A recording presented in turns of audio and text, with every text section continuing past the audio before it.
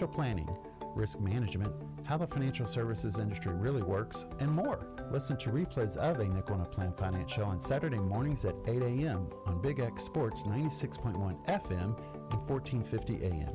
For more information about the services TKM offers, online at tkmfsllc.com or 450-PLAN, that's 450-7526. TKM Financial Services.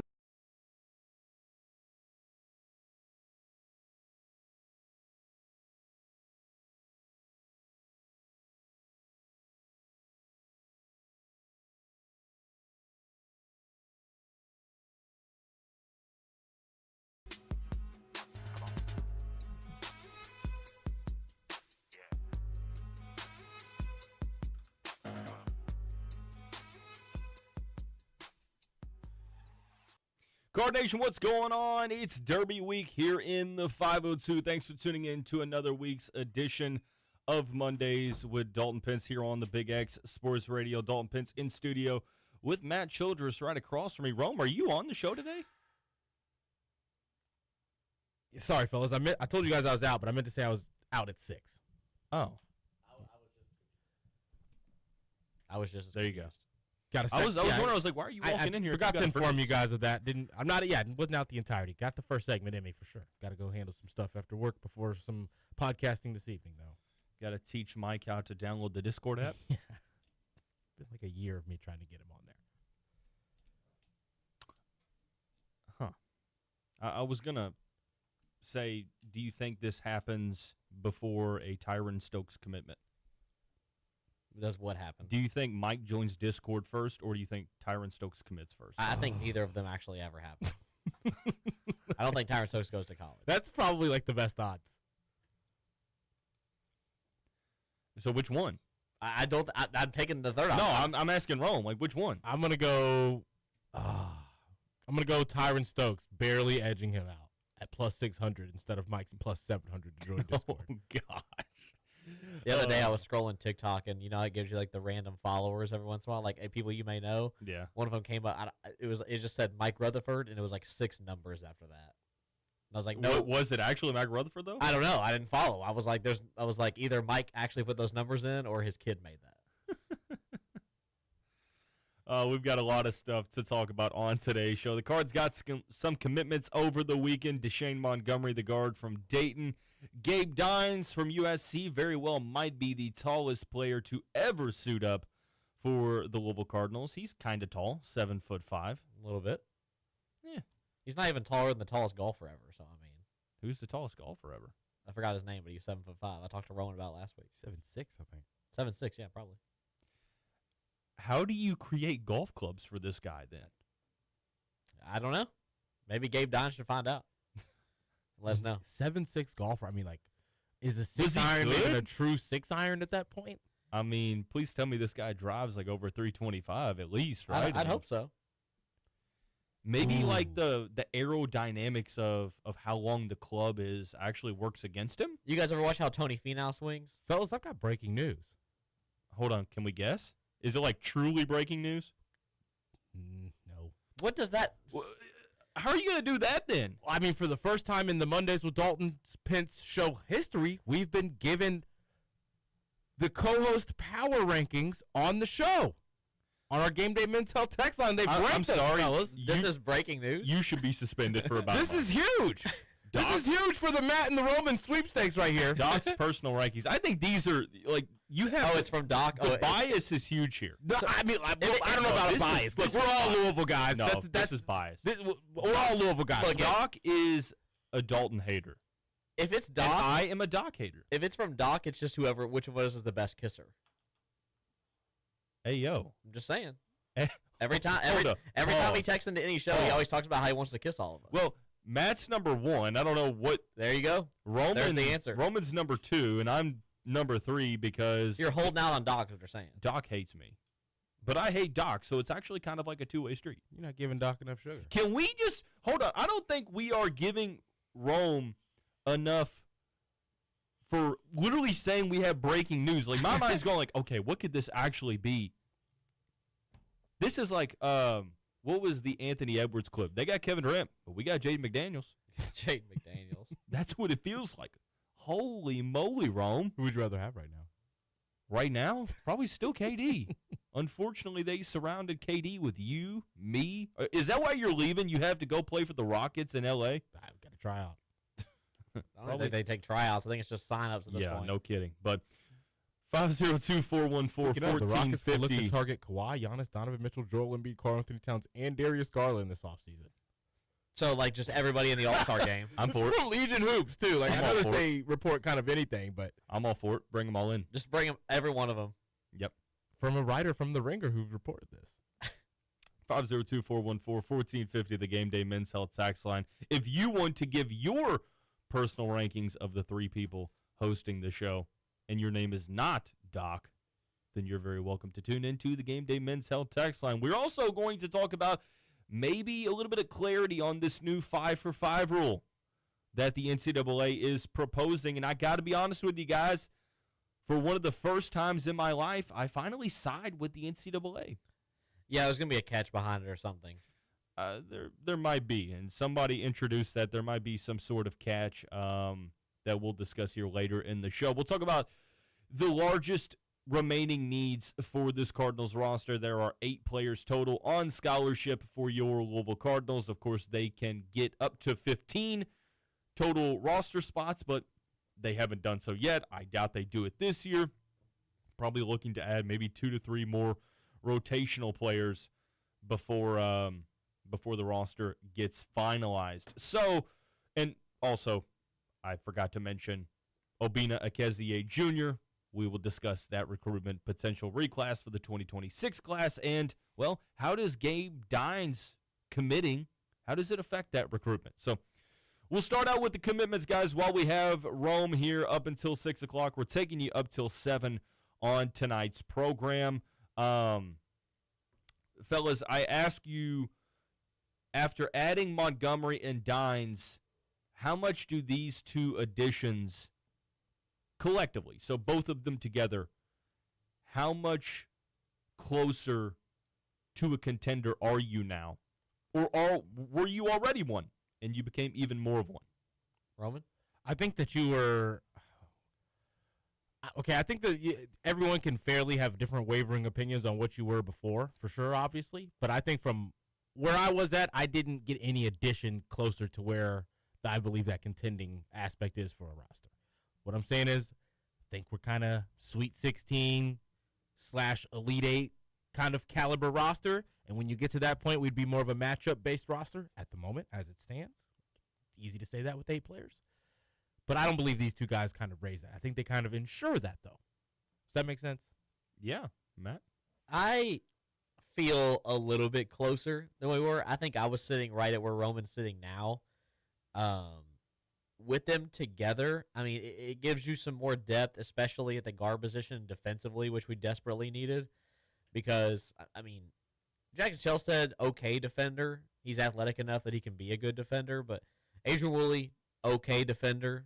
Same thing, athletic enough to be a good defender. We've seen him on good nights, we have bad nights.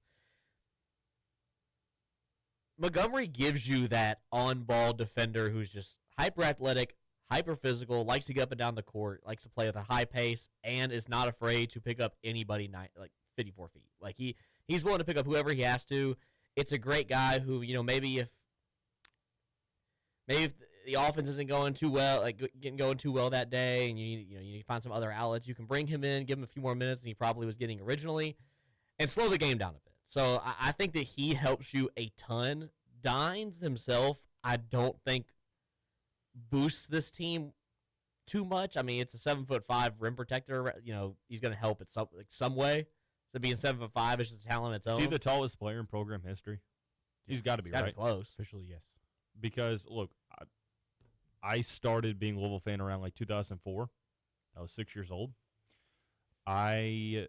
Like the names that I can think of that were even close.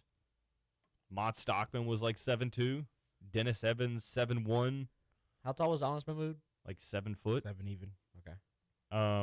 Anyone else that you can think of like post 2003? Because pre 2003 Mango was like 6'10", right? 6'11", yep. 6'11". Pre 2003, I couldn't find anyone else either. Like Felton Spencer might be the tallest player 7'1". pre-2003, but 7'5" is very likely going to Well, be the Will tallest Hankey's player. like 6'10", 300 pounds now, right? Something like that, according to John Rothstein. Guard, too. Did you see what I'm talking about, Dalton? Yes. There's a reason I didn't react to it. But before these two additions, did you think Louisville was a contender with that group? Say that again. Before these past two additions over the weekend, did you think the 6 players that you had could be a formidable core for a contender? I thought it was the perfect foundation for that. And if you banked on Wooley's, the upside and the ceiling of Wooley and him reaching that, / getting a juke, one of those two things kind of happening, if you could guarantee those. Getting who? A Juke Harris potentially, or a name like an elite scoring type of a name. Yeah, in the a player portal, like Juke Harris, yeah. If there was one, I feel like you're either if you had the belief Woolley could be that, or if you got a player like that, I feel like you were that. That was kind of all you needed to be added. You bring Woolley back. You kind of needed to surround that with some extra shooting, some extra guard play. You did so in Montgomery. I feel like it moved it. The foundation was there to be one if you could add that one more kind of a piece. Good complementary additions, I think. Yeah. I think Montgomery, because neither of these two players are going to start, but you need a good second unit. You need guys that can come off the bench like you watch the national championship game. Michigan, what happened when one of their starting guards got hurt? What, a month before the end of the season?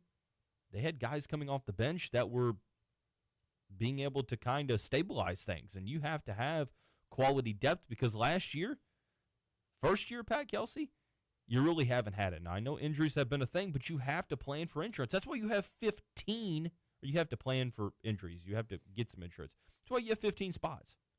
And if you choose not to fill all 15 spots, that's on you, but you can't complain about not having enough insurance for injuries. So what you're saying is we should have paid Zugers $1 million and gave him a starting spot. No. Oh, okay. Sorry, I was misled. I would rather have Dines over Zugers. Yeah. I mean, yeah. I don't think it. I don't even think I don't think it's an argument. I don't think it's an argument at all. For what Zugers can do offensively, I'm pretty sure Gabe Dines can get to the rim. And Dines can flip do it that, every and once in a he's while. also about, 7 to 8 inches taller? Yeah. Here's the thing. Having a guy that's 7'5", even if he's not an all-conference player, which he's probably not going to be, but even if he plays the role that he did at USC, you can't tell me that when our current team is practicing against Dines, going up against a guy who's 7'5" in practice, that's going to prepare you for the rest of the season. There's probably not going to be any other player in college basketball that's as tall as him that you're going to play. So I understand he's not going to be a walking double-double, but he's going to be productive around the rim. I think that he has to be a player that, put it this way, I think if he's playing over 15 minutes a game, I think there's a problem. But if he's in that 12 to 13, 14 minutes per game a night, I'm fine with that. I'm sitting at the point where if he can get on the floor, like you said, 12, 13 minutes a game, he's kind of like in the Zugers role last season, where if he gives you anything positive while in the minutes he's on the floor, I'm good with it. I mean, I think that what I'm kind of hoping for is that even if he isn't anything for us offensively, fellas, in those 12 to 13 minutes a game, he can still replicate those same block numbers. If he can do that, you're going to be a plus player here, I believe. Deshane Montgomery. Let me ask you this, and I guess it goes back to the Adrian Woolley conversation. We're getting out of this starting 3-guard lineup stuff, right? Gotta be at this point. That's a question for you all. Oh, it looks that way. Oh, I thought you were making like a rhetorical question. Hold on. Let me rephrase. We're getting out of the 3-guard starting lineups, right? Question mark. Yes, Okay. I think so. I don't believe we will consistently. I don't think it's fully gone from our system. I think that was why you wanted to get a Montgomery in. I think that's why you were willing to pay. You have to have a Woolley. good backup guard, though. I think you need it for sure. But Well, right now, two of those 3 are your starters. I think you're still going to Shellstad? see some minutes. If you can go double big with 3 guards, I believe they'll deploy that at some times out there. I could see it, but then again, to go with a couple of big men on the court at the same time. Like, I don't think that Badunga and Dines really fits at all. I think your floor spacing is quite an issue there. They say, I agree. They said, well, I just think defensively they love that. I see one of the parallels as well. Coach John Andersek, new associate head coach for the Cardinals, came from Campbell, but was famously on that assistant coaching staff for Florida, a team that was using the two center lineup quite often. What you don't understand is that those centers could stretch the floor. Is it Hauk? Is that how you pronounce his name? Yeah. He could stretch the floor.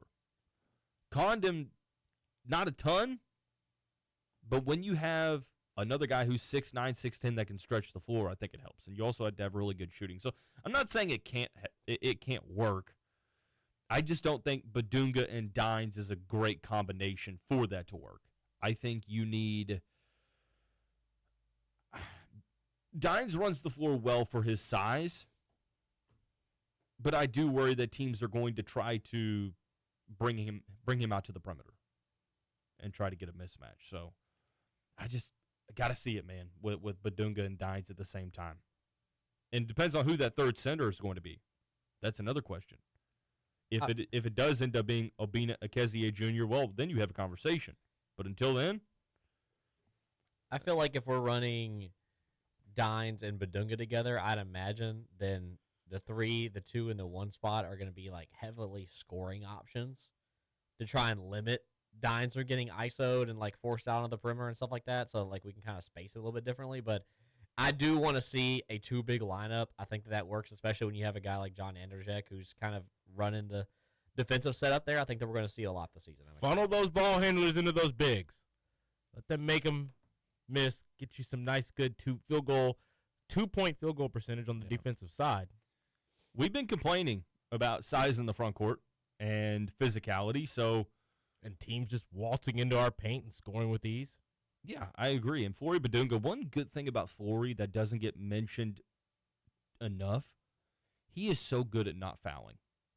He's really, really good at not fouling. So he's going to be able to stay on the floor. Badunga's going to play a lot. But it really just depends on, well, who else you got?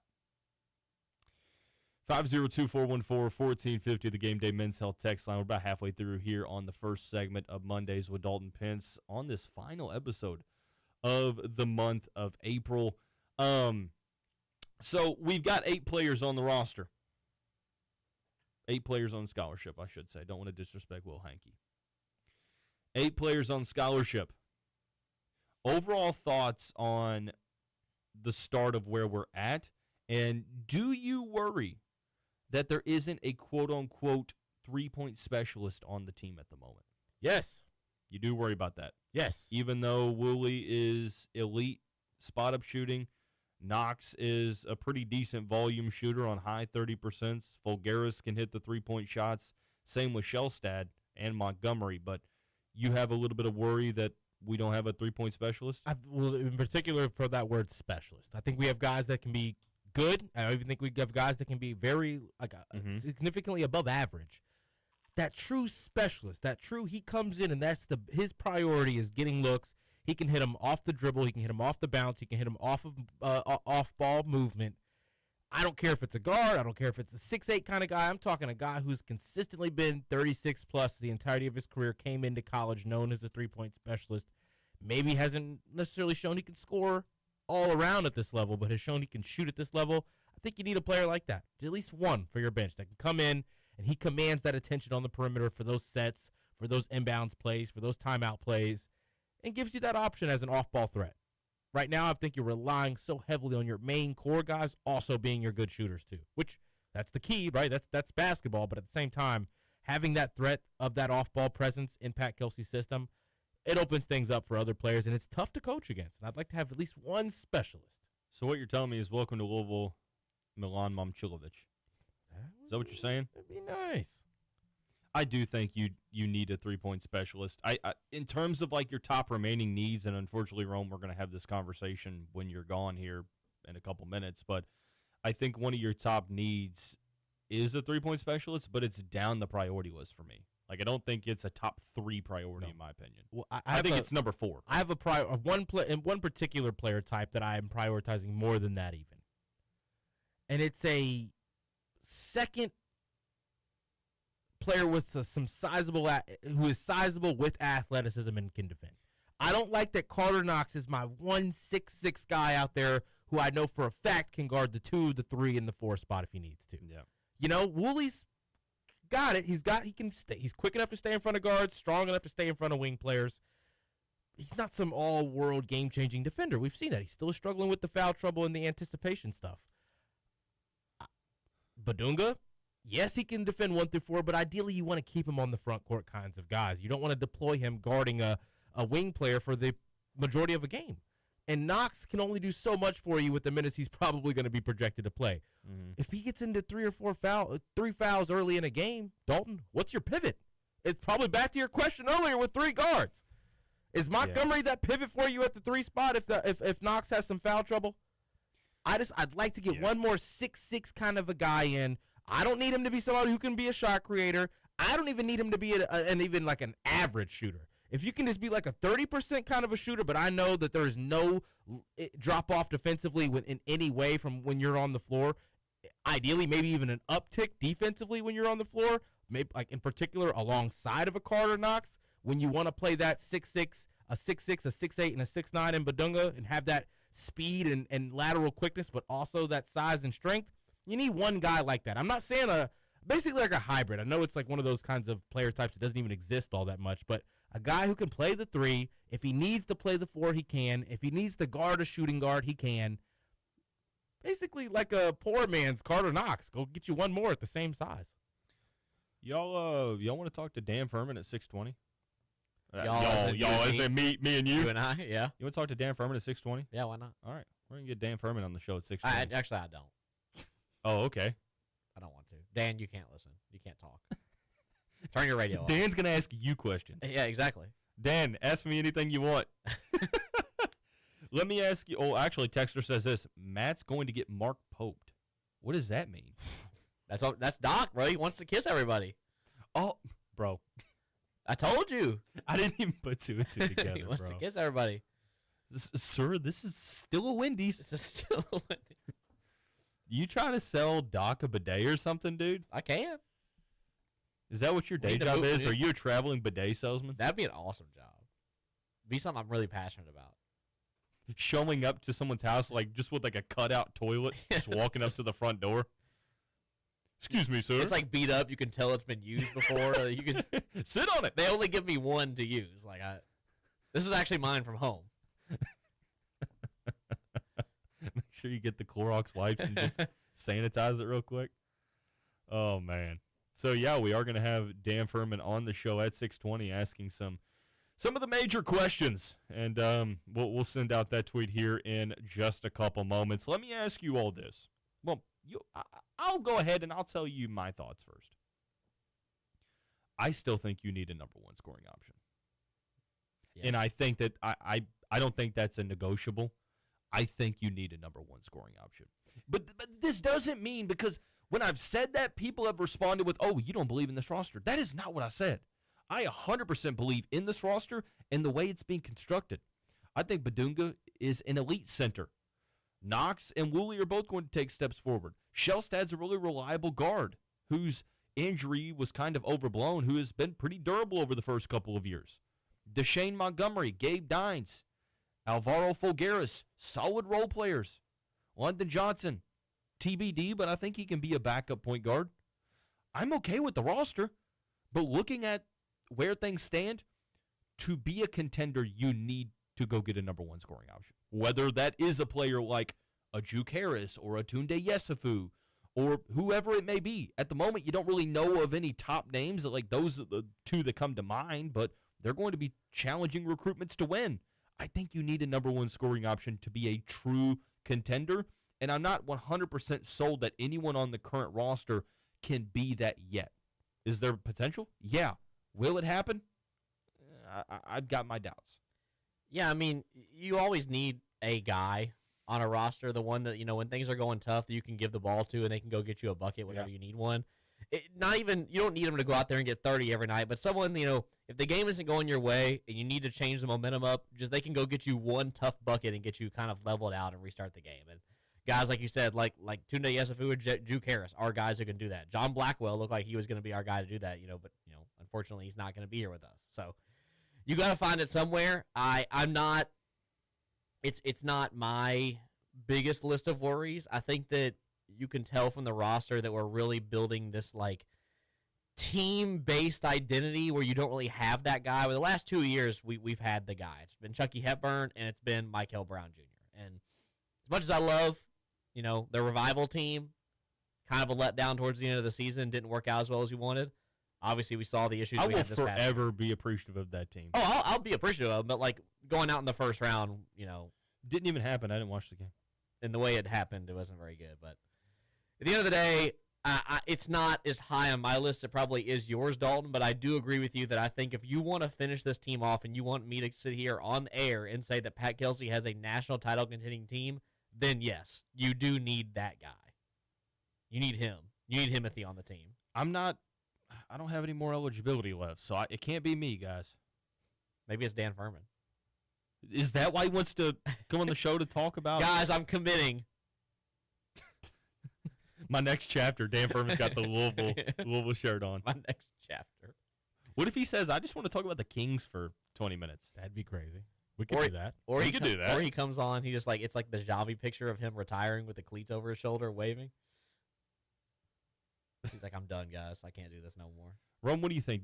I know that you're higher on Adrian Woolley than I am. And look, I'm a huge Adrian fan. I'm not saying he's not going to get better because I do think he will, but it seems like you're more sold on him potentially being a number one than maybe I am. Yeah, I am. I think that when the flashes we got to see at the end of the season there, when he was feeling at his most confident, it looked like he was a kid that was ready to go out there and do all of the things necessary to be one of the best scorers on a team. I think that if you can buy into Shelstad being that true playmaking threat from top to bottom as a scorer, as a driver, as a passer, as someone who can get to the free throw line, if he's doing all of those things, I feel like Adrian Woolley is just going to eat alongside of that.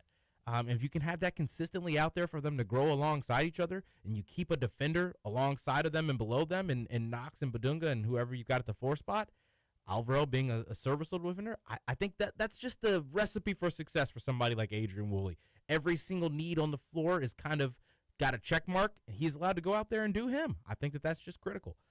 I also think that when you look at the jumper and the stats around the catch and shoots versus off the dribble, he doesn't need to be taking threes off the dribble. Eliminate those out of his games and the step backs. Add some, maybe incorporating some the ability for him to get downhill more and take those tougher twos like you saw on the Kennesaw State tape. The shot selection is going to be better for him, and we know that in the second year he can be even more efficient, with what you saw in the entirety of this year. So I'm feeling very, very good. I'm feeling very, very good about Adrian Woolley and the opportunity for his ceiling, for him to meet what I believe his ceiling is. Is Adrian Woolley our 26, 27 Kenai Ruth? That's what people are fearing he's going to be. I meant like where you're so high on his upside that you're like, I need this dude to play heavy minutes this year before we actually see it. You know what I mean? Probably. I think he's going to be this year's Ryan Conwell. Okay. I like that. I think for Woolley to take that step forward, he has to be able to create his own shot off the dribble, like consistently, and get even better as a three-point shooter. Like, he's really good in spot-up situations, really good as a slasher/cutter, but he has to be able to create his own offense more off the dribble. So when we come back, we're going to talk about, Louisville being in the top 5 for a top 5 2027 prospect who could reclassify to 2026. That is Obinna Ekezie Jr. We'll be back here at the top of the hour here on Big X Sports Radio.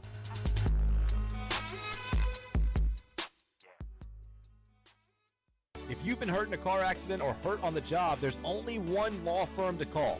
Call my friend Tony at the Collier Law Firm at 502-736-8141. Tony will get you paid. This guy used to work for the insurance company, so he knows the other team's playbook. Tony's a die-hard Cardinal fan. His family's from Portland and Shively, and he grew up in Fern Creek. With that combination, you know this man can fight and win. In an accident or hurt on the job, call Collier Law Firm. That's Colyer Law Firm. Call today. Become a Louisville men's basketball season ticket member today. Fresh off back-to-back seasons with over 20 wins, the KFC Yum Center is the place to be all season long. Learn more about the season ticket member experience and view available seating options today at gocards.com/MBBinfo. Go Cards!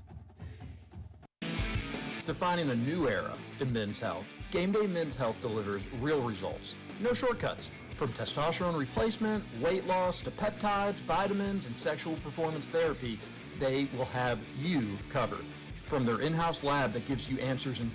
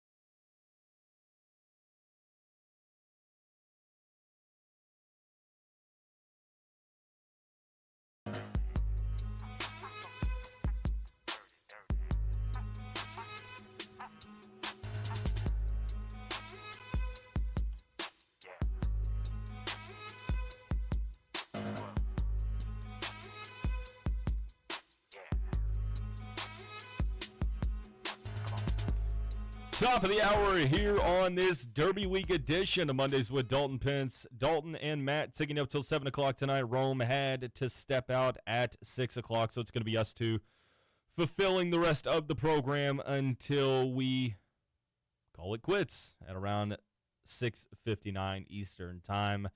We will have Dan Furman on the show at 6:20. 502 Circle President Dan Furman will be on for another appearance on the show. So be sure to get your questions in ahead of time on the Gameday Men's Health text line 502-414-1450. That's 502-414-1450 to get any questions in or comments for Dan Furman ahead of next segment. So let me ask you this, Matt. If I were to tell you that Gabe Dines is the backup center next season for Louisville, what's the vibes there? I don't mind it. The vibes would be concerned just a little bit, thinking that, we're kind of putting a lot of pressure on a guy who, averaged 3 points per game last season? Yeah. It's one where you're kind of just hoping that he fills a role that we desperately it's the same thing, like I said earlier. It's the Zuger situation where you're just kind of thrusting him into this role and being like, hope it works out. So I could be grown into it just because the dude is 7'5". He has the talent that, he can be the rim protector you need him to be. It's one of those where if he's the backup, but Flory is expecting to play 33-plus minutes every game, so he's only the backup for a few minutes, I'd be okay. That's fine.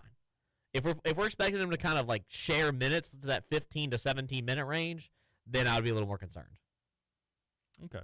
I think that if you're asking him to play the role that he did at USC, I'm okay with that.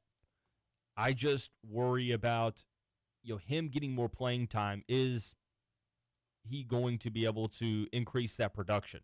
And you saw what the role looked like when he joined the Big Ten this past season, and I won't say end of the rotation, but he was a rotational piece. Only played 12 minutes per game. I think that that's going to be the same role here at the Cardinals. Another thing that you can't discount is the possibility that because he has experience, maybe Alvaro Fulgaris gets some run at the backup 5. Maybe Knox at the 4, and then you go with a 3-guard lineup, which, again, I'm not a huge fan of, depending on who the 3 guards are, but it is a possibility, Producer Matt. Yeah, it's definitely a possibility. I'm not opposed to it at all. I'm really excited to see what we do with the size we do have. I know that Flory is technically an undersized big man, and I don't think he would accept playing at the 4 at all, like depending on what, like if you wanted to throw Gabe Dines out there with him. But he is good enough on his own to make me feel comfortable about our defensive set with him in there. And so if even Gabe Dines for half the season can sit behind Flory Badunga and just learn, maybe he can open up to a bigger role down the road. But like you said, with Fulgaris coming off, maybe we have some times where Dines gives him a break, and then we have Fulgaris at the 4 to kind of spread the floor to take the pressure off of Dines. I'd be okay with that too. Louisville is in the mix for a top 5 player in the 2027 class, Obina Akezie Jr. His dad played in the NBA. I think his dad played college ball for Maryland, if I remember that right. But Akezie recently, as in today, cut his list to 5. Louisville is on that list, along with BYU, Arkansas, Kentucky, and I forget the other team. It might be Maryland. He visited Louisville at the end of last week. He then had an official visit to BYU over the weekend, but the likely outcome is that he's going to reclassify into the 2026 class and play college ball next season. Matt, this feels like one of those moves where if you're really serious about going out and trying to win a championship, this is one of those caliber moves that you make. Yeah, this would make the whole Gabe Dines situation 1,000 times better for me. If we could get him to reclass and come here to Louisville, you have a 5-star center. I think he's 7'1", correct, or is he 7 foot? 7 foot. You have a guy coming off the bench who is, one, going to be sharing minutes with a guy like Gabe Dines and helping out Alvaro Figueres, at the 4 spot. So you're really just banking on the fact that for most of the season, you're going to see a really big lineup with two huge bigs down there. And I think that we've seen in college basketball this year that some of the best teams in college basketball have that kind of lineup. Maybe 2 small guards, a good wing, and then 2 just twin towers down there ready to go to work. So if you can bring Akezie in, a dude who's more than likely probably going to go to the draft the next season with that kind of experience and that kind of talent, I mean, it would be the point where if Louisville stopped there, I'd be like, okay, this is a really good team, and if we got even one more, I'd be like, okay, this is an amazing team. Yeah, I'm right there as well. I think ultimately, look, you still need a number 1 scorer in my opinion, but you definitely take it a step further when you get a guy like Akezie, because maybe then a 2-center lineup works, Matt, because I think Akezie is probably a better rim protector than Gabe Dines, and if he's able to sort of meet some of that potential next year, that front court's going to be really good. And if there is a coach out there that can make it work with a 2 big lineup, it would be John Anderschek. So it's a polarizingly different way of going about things than last season, the past 2 seasons, but I wouldn't mind it at all because Badunga played a lot of this past season with Bryson Tiller also in the front court. Tiller could hit the 3-point shot, but wasn't really a huge stretch 4, if you will. He was a guy that played with the back to the basket and liked to take the ball to the rim and also record songs like 502 Come Up. Such a missed opportunity not to land Bryson Tiller, Matt. Yeah, could you imagine all the T-shirts with Trap Soul on them, but it's just like Bryson Tiller from Kansas's face AI'd onto it? Don't. Texter says every free throw. The reclass center is young. He has to spend 2 years in college to be eligible for the NBA draft. Okay, this is something that I've heard conflicting information on. Yeah, is that true? Arkansas's... Is that because he's a reclass, not a... Well, it has nothing to do with reclassifying and everything to do with draft age. I think you have to be 19 by the time the draft rolls around, if I'm not mistaken. But if someone said he turns 18 here in a couple weeks, and I don't know if that's true, because if he does turn 18 here in a couple weeks, he would be eligible for the 2027 draft. But if he doesn't, he would have to stay 2 years. I did not know that, actually. Yep. That's the reason why Jaden Quaintance had to come back to school for a second year. Oh, I thought it was just because he blew his knee out. let's be honest, if Quaintance was eligible to go to the draft last year, he probably would have been a top 5 to 10 pick, even if he had the knee injury. I believe. But yeah, I'd like to get more clarification on that. Is he a 1 or 2 year player? Not that it like truly is a deal breaker for me. If you can add a player like him even for 1 season, you do it. But if you could potentially get 2 seasons from Akezie, that would be absolutely monumental, because the amount of development from year 1 to year 2 with a front court coach like John Andersek, man, that would be incredible in my opinion. But yeah, I would add a guy to the mix. Now the question is, does he start or does he not? And Matt, I think he's a backup 5, but still plays a lot. I don't think he's starting at the 4. I don't think that that's what the goal is. I worry about the spacing in the front court, because even though the skill set is evolving, I don't think Akezie is a player that's going to step out and hit many 3-pointers in his first season. I just don't think it's going to happen. I think you could probably run both of them on the floor at the same time, but only in like situations, depending on the opposing team's personnel. But if you got Abina Akezie committed, your starting lineup is probably Shelstad, Woolley, Knox, Fulgaris, and Badunga, with Akezie maybe either replacing Badunga off the bench, or because Flory's going to play a lot and he doesn't foul a ton, maybe Akezie does slide in to the 4 and you rotate him with Alvaro Fulgaris. It's just, he's a 5, right? And it is positionless basketball, but until I hear otherwise, like, of course he's got to commit, right? But until I hear that the plan is to start Akezie, I understand all signs point to starting a top 5 player. You have to understand this roster, and I just don't think that it also doesn't put as much pressure on Obina to produce at a high level right away, right? Like, he can get acclimated with playing college basketball, coming off the bench, and still playing a good amount of minutes. Yeah, I think that this, if you bring him in, if you get him to commit, it opens up a pretty good situation for Louisville, and the fact that you're probably guaranteed you are going to run that 2 big lineup, like you said, with a guy like John Andersek and a front court coach that has the experience running that kind of lineup like he did at Florida.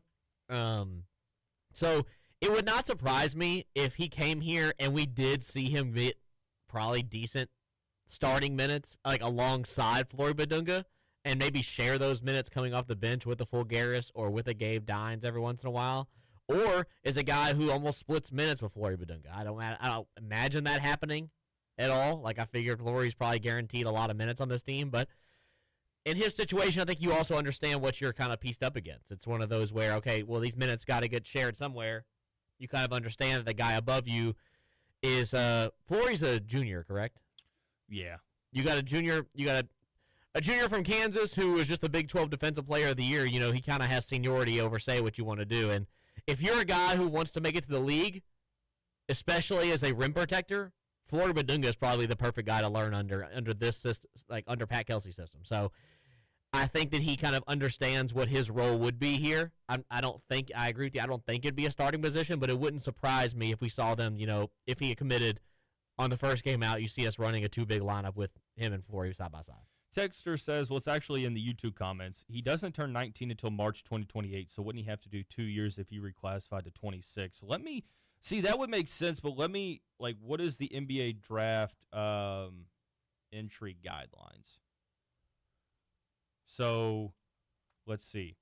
NBA draft eligibility requires players to be at least 19 years old during the calendar year of the draft, and for U.S. players, at least 1 year removed from high school graduation.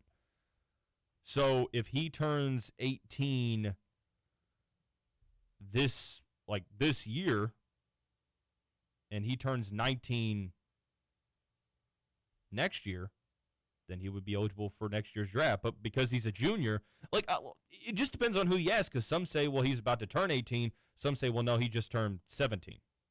Or I don't know. I'm not sure here, man.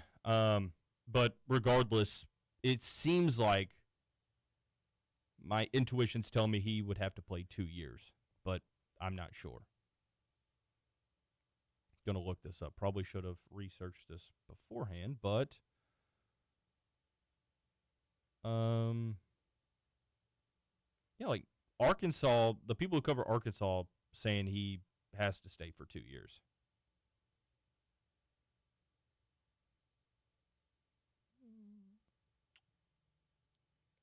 I'm not sure,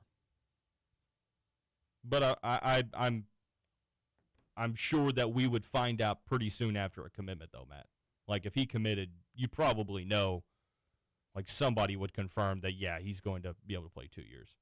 Yeah, I mean, I imagine we're all just waiting for that moment because of the reclassification stuff. Because I mean, in the off chance he doesn't reclassify, then this conversation doesn't matter at all. Yeah, and the texter also follows up with 1 year removed from high school graduation. It will take him the whole summer to finish his senior year. That's probably true. I know that every like school district has different academic requirements, and maybe because it's a prep school, things are different. I don't know. All I know is that if he comes to Louisville, that's like sort of one of those, yeah, we're going for a title type moves. And they're showing that they're definitely putting in that work right now with trying to create the roster and whatnot. But I still think that there are some needs on this roster, and we'll talk more about it towards the end of the show after we get done talking with Dan Furman, because I'm interested to see what he has to say. I think you need a number one scorer. I also think you need a backup wing, like Rome said. I also think you probably need a backup 4 or 5 hybrid, because you can't just rely on Fulgaris to play the 4. And I'd really like to have Carter Knox stay at the 3. I think he's better suited as a wing more so than a power forward, and understanding it is positionless basketball, but Javon Hadley was much better as a 3 than he was a 4. Cason Pryor, when he did play, was better as a 4 than he was a 5. Adrian Louis was better as a 2 than he was a 1. It's all depending on what his skill set is. So 8 players currently on scholarship. I wouldn't imagine that they take too many more like rotational contributors, because we know that Pat Kelsey likes to substitute a lot, but the rosters haven't been that large over the first 2 off seasons. The good news is I think we're going to get a little bit more clarification here in the next segment. So get those questions in. 502-414-1450, the Gameday Men's Health text line, when Dan Furman joins the show here in a couple minutes. Very quickly, Matt, actually, texter says, yeah, I absolutely would love to have him learning behind Badunga and with John Anderzek. It will be good for his development, but he'll cost $7 million to retain. I don't know that he'd cost that much, but it's probably going to cost a good amount if you wanted to bring him back for a second season. $7 million, though? When he sees the size of that bat, he's coming back. The Louisville Slugger bat? Yes. I was like, what are you talking about? When he goes to... He's like, y'all got steamboats over here? I mean, he played here in middle school. He lived in Louisville. He probably has seen... Oh, I actually didn't know that. Yeah, he played middle school basketball. I think like St. Raphael. Oh, I did not know that. Won a city championship. It's not a good look for us then. He's already seen the bat. Has he been to a Louisville City game, though? Has he seen the Kings play, though? I would doubt that. That might be the secret weapon. Get him to Lynn Family Stadium on Thursday. We'll get him on the field. We got inside look. Hey, it's going to be packed on Thursday at the Fam. Kings win 2 in a row. But let's step aside for the moment. Dan Furman, 502 Circle President, joining the show when we come back here on the Big X Sports Radio.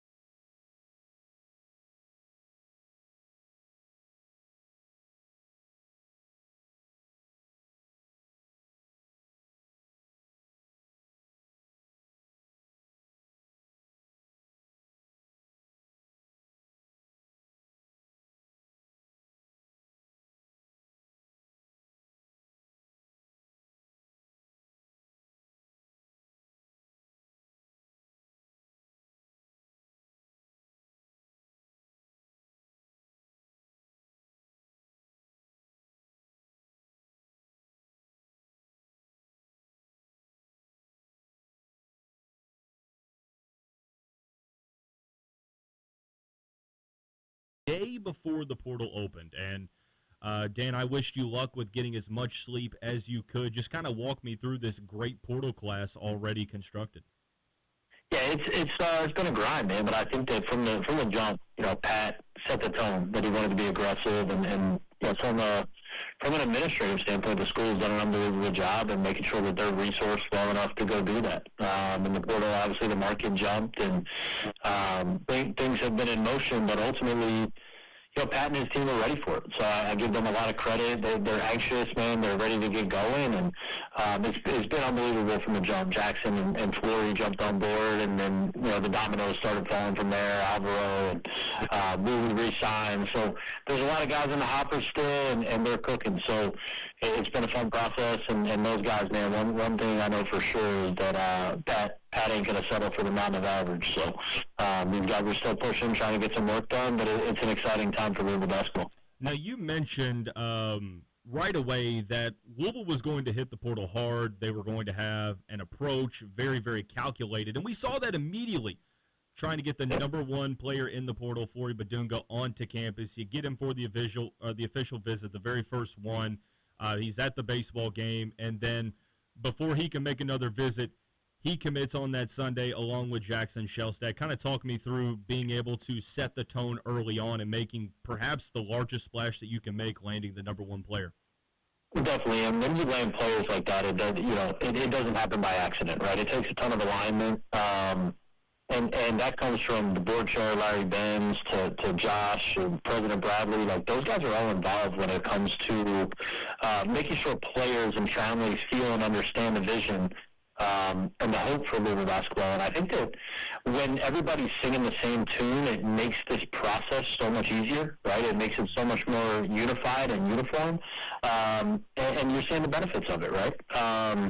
And when you're able to go out and land arguably the highest rated player ever in portal history, that means a lot. But a lot of people, Flory obviously is the big ticket there. He seems like he gets a lot of the publicity, which is great. But, man, Jackson Shellstad is a dog, too. Unbelievable player that, quite frankly, we're not talking enough about how big time that kid is from a leadership standpoint, and his ability to continue to recruit and push Flory and get some other guys on board at the same time. It's special, and you hate to compare anybody, but he almost gives you that, like, a little bit of hometown feel, right? Like the Chucky Hepburn, Peyton Siva type guy that we're used to. So it'll be it's gonna be fun to watch him do his thing, and it'll be a pleasure to see him go do his thing as PG1. So the Cardinals with 8 scholarship players currently on the roster, realistically, in terms of the size of the rotation,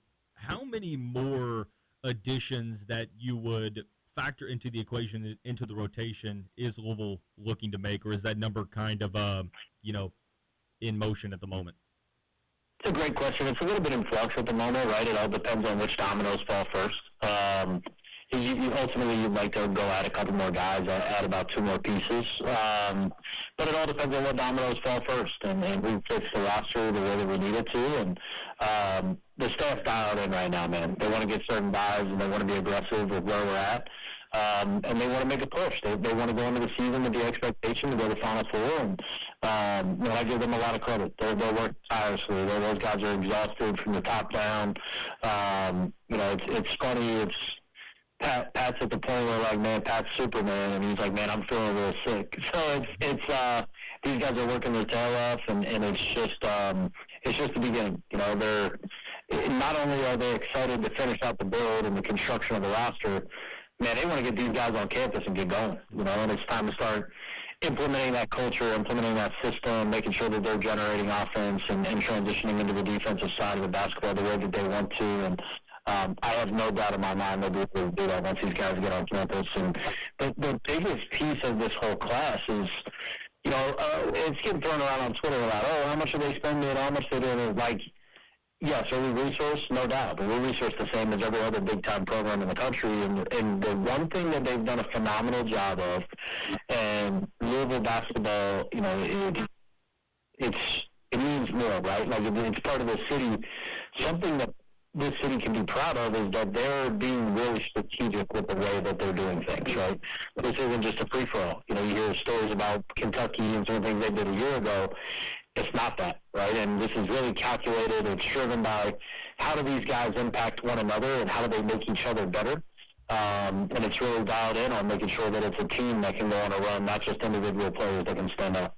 You mentioned after the first question that Pat isn't settling for the mountain of average. A couple spots left. Is this one of those things where the staff is looking to, perhaps swing for the fences and make another splash level addition, another true difference maker to go alongside of Flory and Jackson and some of the other pieces that they've added, or is it more depth additions at this point to kind of fill out the rotation? I think you're evaluating constantly how to make the roster better, and I think at this point, any addition would be a splash, right? We're going after high-level players that are, have high-level character and can help us win championships. And with where we're at, if you add a couple more and they're the right pieces, I think there's a real chance you continue to fly up those rankings and open the year with pretty lofty expectations. So nobody's afraid of that. I think it's outstanding. I think that's what you want, your head coach, somebody who's hungry and wants to continue to have success and be challenged in that position. So he's super appreciative of the city, and the staff wants to continue to grow and get better. So anytime you can make a splash, it's always on the table, all hands on deck to try and get those types of things done. But as everybody knows, man, it's this portal cycle moves fast, and those are a lot of the big players still available. Like, yeah, great, but it's really difficult to get a lot of them in the boat at the same time, right? So you go get the best players that you can that are still available, and make sure that they all mesh together, so that there's not a bunch of congestion. It's truly a roster built to go win a championship. So with a couple spots left of main contributors, do we have any sort of timeline on when we could see the next player potentially join the fold? It should be here pretty quickly. There'll be a couple ones that drop. Everything's playing out there over the next few days. Not saying that it's all going to be done, but there's going to be some motion. There'll be some movement. And I'm excited to see how it shakes out. I'm not saying that it's going to be overnight. These guys are working their tail off to get a couple of these deals done, but we're in a really good spot. And I think that as we finish this thing out, be patient. It's never over till it's over. And we're always trying to find ways to get better. So any way that we possibly can, no matter how creative it is, we're picking up every stone to make sure that this process and this roster can be as good as it possibly can be. So you've got a couple of top names out there that are potentially weighing their NBA draft futures. Of course, the deadline to withdraw from the NBA draft is about a month away from now. How do you sort of factor that into the conversation as well, trying to make sure that, hey, we're recruiting this guy, but potentially he's looking at the draft, but we don't want to miss out on some other pieces. How long is too long of a process, or is it one of those things where if the player's good enough, you're willing to go however long it takes to wait and see if you can land him?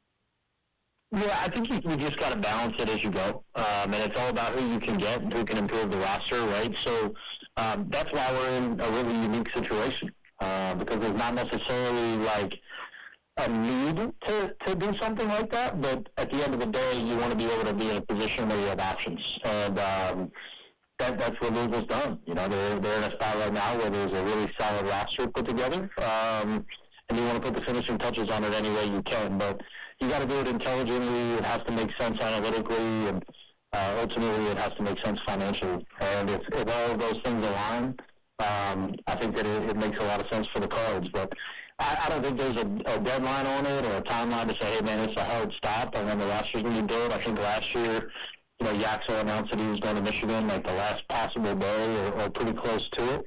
I'm not saying that that's necessarily going to be the case in any sense, but I don't think that if you want to win a championship and you have the right guys on board and there's somebody that makes a lot of sense, you always got to be ready to entertain it and make sure you can see it through and get to the finish line with it. So far already, you mentioned it probably a couple times when you joined the radio show a couple weeks ago, which honestly feels like an eternity, man. My goodness. But you mentioned that, don't worry about athleticism, size in the front court, defense, because that's all going to be addressed. And up to this point, it definitely has. Is there a certain skill set or role that you're looking to fill with the remaining spots on the roster?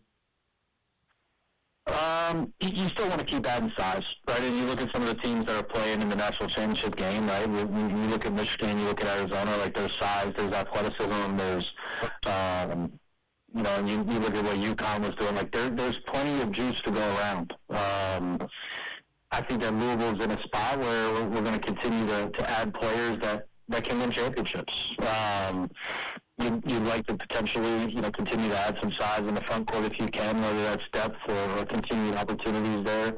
And then, add some more athleticism at the wing or at guard and, wrap this thing up. I think they're in position, to really do that. And it's not necessarily like an and/or type situation. I think it's there are players still available that make a ton of sense for Louisville basketball. We'll go ahead and pull the trigger. But other than that, we're going to be really selective. And basketball's different, right? Like I have football and basketball. And it's different than football where you're recruiting 52 to 56 guys are signing new contracts throughout the course of the offseason, where basketball, you're really somewhere between 8 and 12. And you got to protect the locker room. The personalities have to vibe. There's a lot more of a strategic approach to the off the court stuff that comes into it. So you got to make sure it's the right pieces. You got to make sure it all fits together, and guys are willing to play certain roles. So if it makes sense, you'll add those types of personalities and those types of skill sets to your roster. But if not, I feel like we got some real horses to try and go win this thing. Couple of questions for you, Dan, as we wrap the segment up. First, dealing with it's completely different than how things were 10 years ago, potentially 5 years ago. When you have agents involved, obviously the process isn't as straightforward as it has been in the past. How is it sort of navigating those waters where there's a ton of leverage being used and teams come in at the last minute? How do you not get too high, not get too low, and honestly, how do you pivot at times if things don't go maybe the way that you thought they would?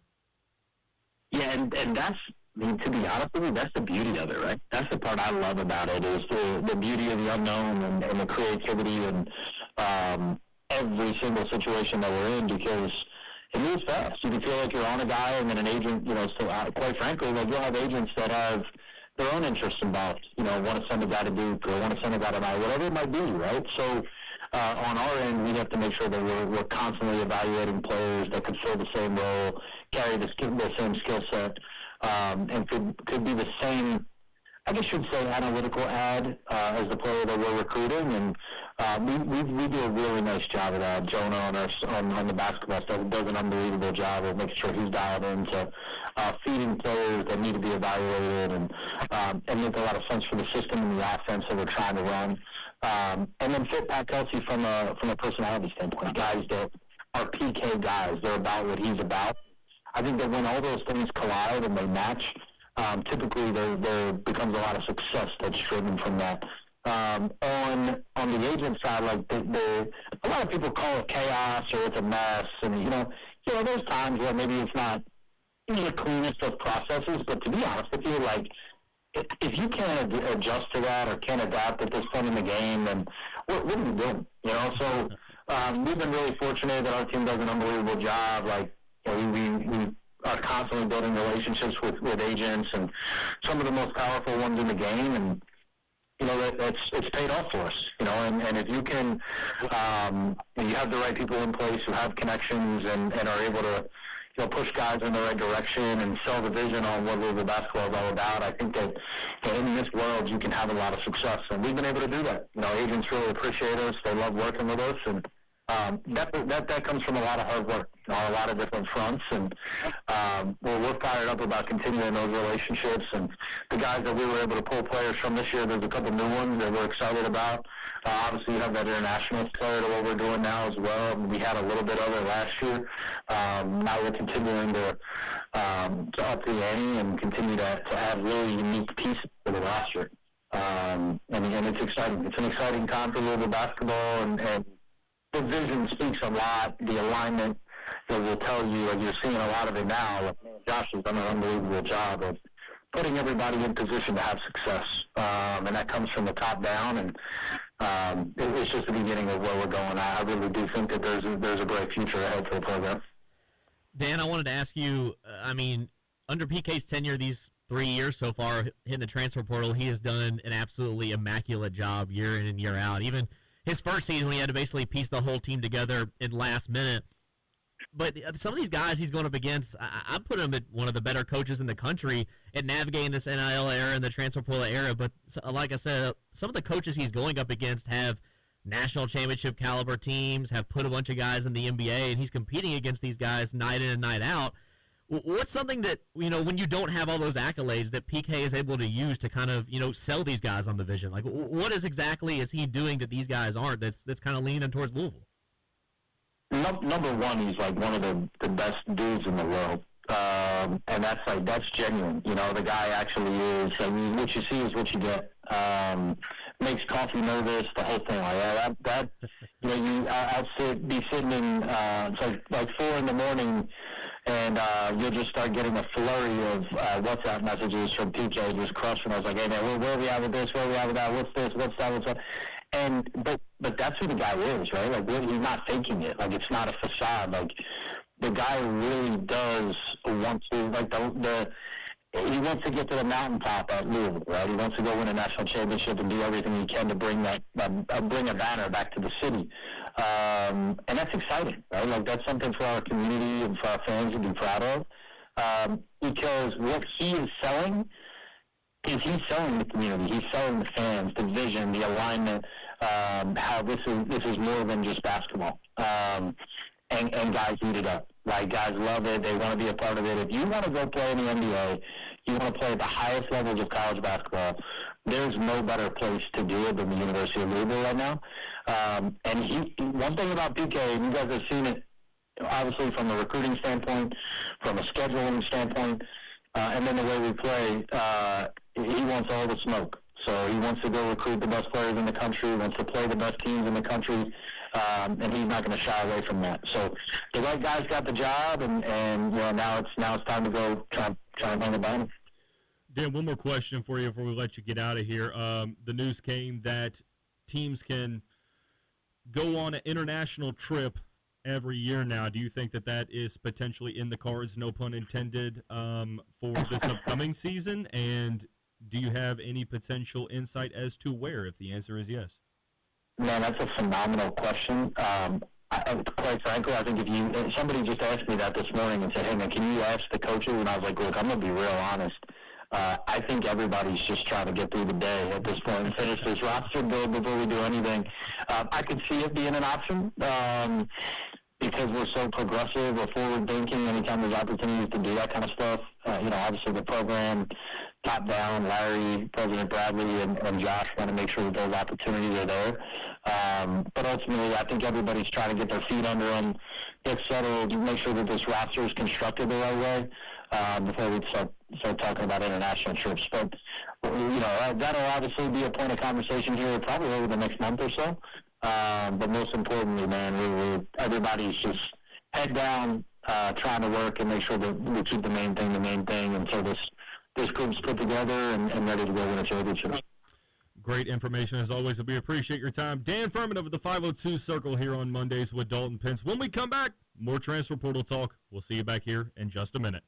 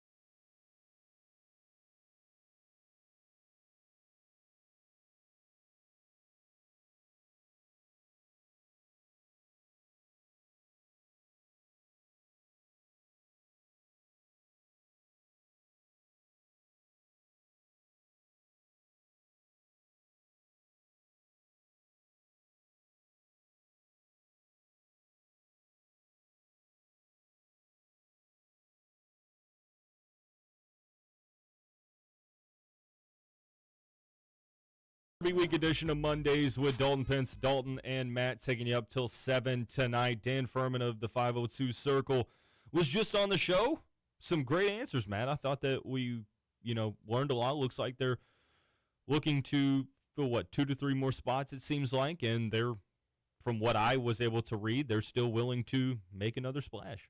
Yeah, and it sounds like the one thing that kind of drew my attention a little bit. The timeline was pretty interesting. He's like, I don't think you're going to have to wait too long. Yeah, he said that, and then he also, I think he kind of redacted what he said. I think he let something slip that he said a lot of it's planned out. I mean, I think that's how you would like to operate. Like, even from like a generic standpoint, I think you want to be as calculated as you can, because in the craziness of the portal, one thing that you don't want to be is reactive. Being proactive is the key, and Louisville's been proactive. I meant it as like because that was after you asked about the commits. It made me think that like maybe there's guys just like the Fulgara situation that are already committed and they're planned out of when they're going to announce them and like some of that stuff. So like that's why maybe he spoke later on about how it's not really a worry right now, especially when you mentioned the Juke Harris situation and guys going to the draft maybe coming back, and he gave a really calm answer about it. It's not something we have to worry about because of the roster situation we're in. So when he said that a lot of it was planned out, that's just like how I interpret it. Obviously, that's just a different interpretation. We'll see if Louisville were to try to get involved with a guy like Juke Harris or Tunde Yesafu or another player, Milan Momcilovic, who, look, it's going to be a tough battle to land any of these guys, right? And we don't know if they are seriously recruiting any of them at the moment. But they do have some targets, right? Obina Akezie Jr., who could be making a decision sometime. I would imagine if he's thinking about reclassifying, it's probably going to be sooner rather than later. Maybe there's some other players out there that we haven't heard about because news was kind of slow over the weekend. But obviously we will pay attention, and hopefully we get some more clarity, before Derby or right after Derby, and hopefully it's a really good week here in Louisville. But let's end today's show by discussing the 5 for 5. So it seems like more smoke, more momentum.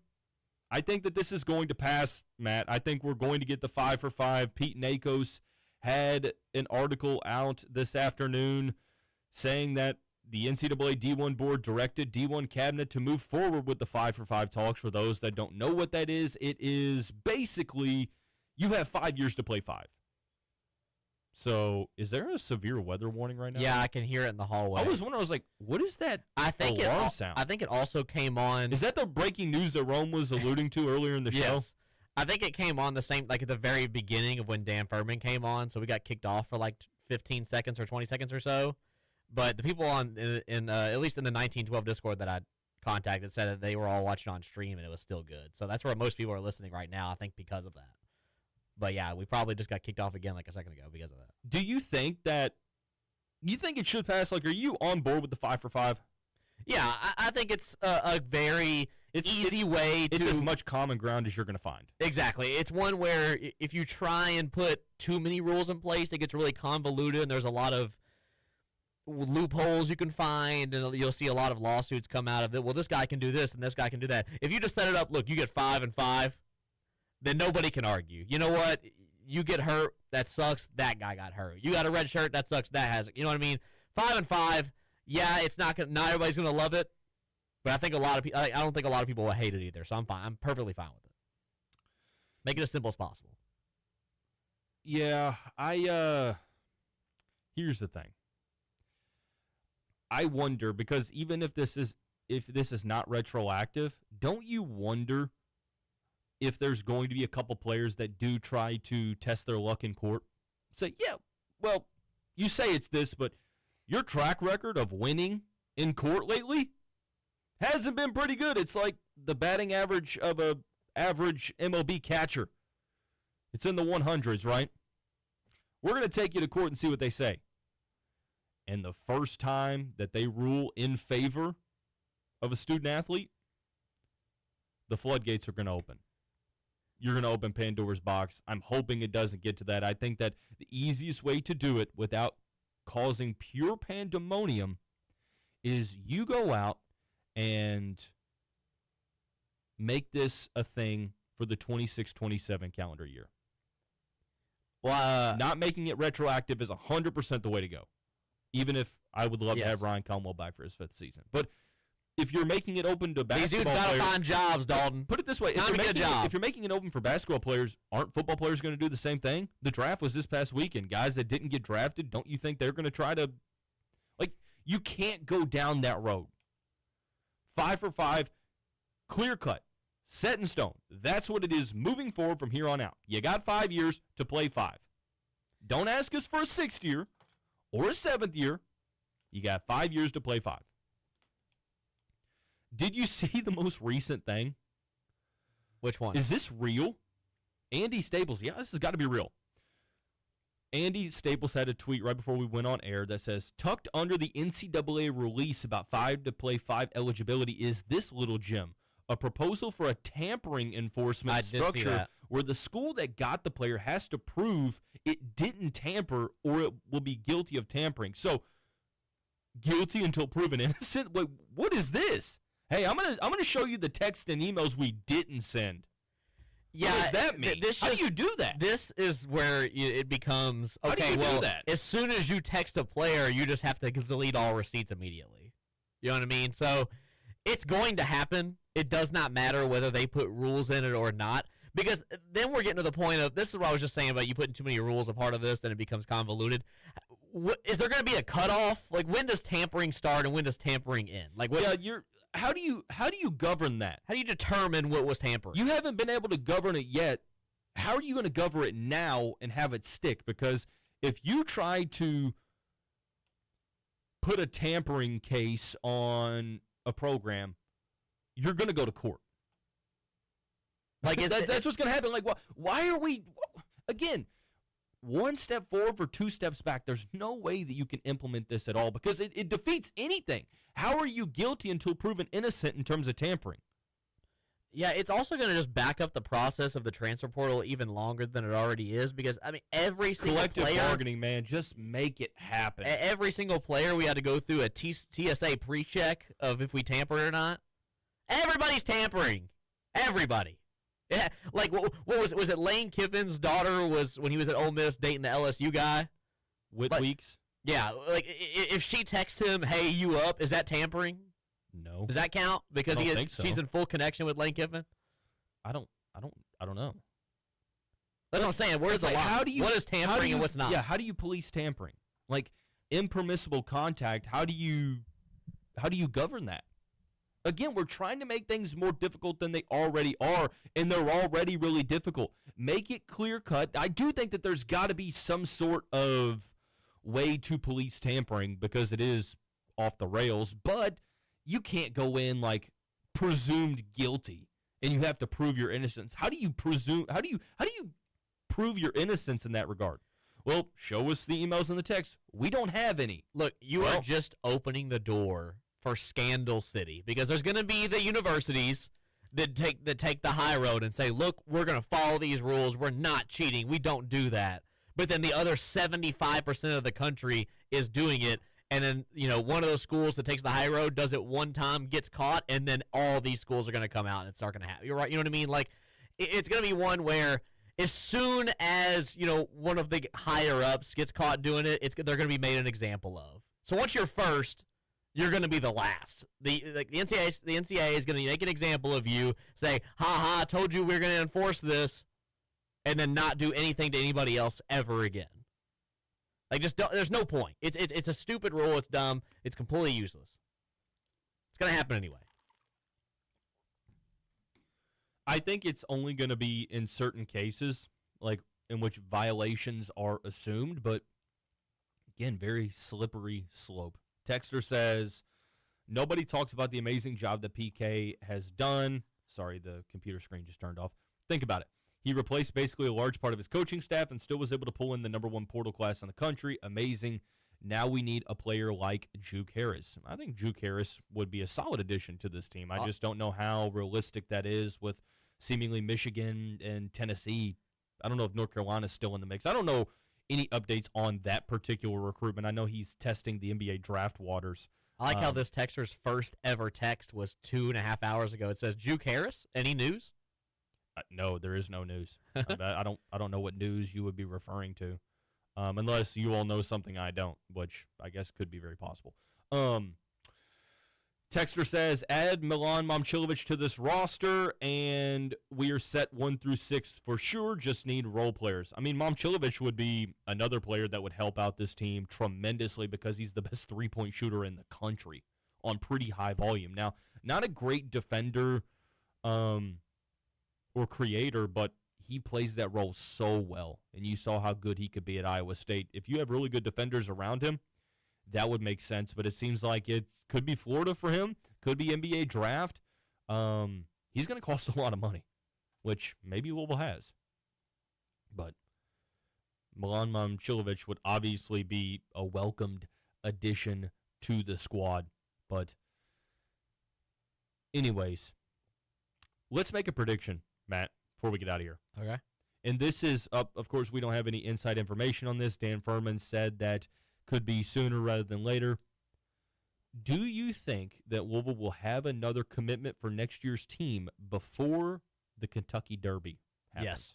Okay, so you think they have a commitment before Saturday at about 6:45 p.m.? I think so. Okay. I think we'll have somebody on campus for the Kentucky Derby. You think so? I think so. Are they going to do the Riders Up chant? Maybe. That'd be hilarious.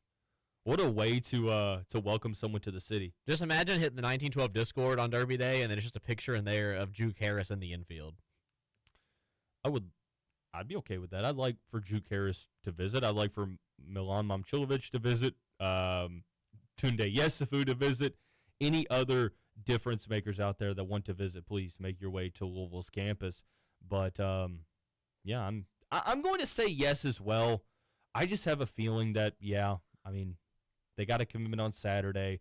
We know how urgent Pat Kelsey and company have been. So, yeah, I think they'll have a commitment. This is peak time Saturday to bring people in right now.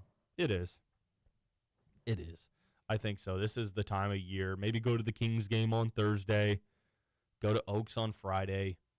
Go to Jeff Ruby's, get the shoe cake. Go to Dizzy Whiz, get 2 burgers for $11. 2 bacon cheeseburgers for $11. Let me clarify. If any recruits out there are getting called up PK and saying, hey, come visit this week, you hit up Dalton, Pence, and we'll get you on the field for the Kings game. We'll get you up close with Chris Redmond. We'll let you meet single game touchdown record holder Ian Wheeler. We'll let you meet Derby and take a picture. We'll let you meet Derby, take a picture with him. Oh, man, that is going to wrap up today's episode. Thank you so much for tuning in throughout the duration of today's program. We'll be back next week. Go Cards.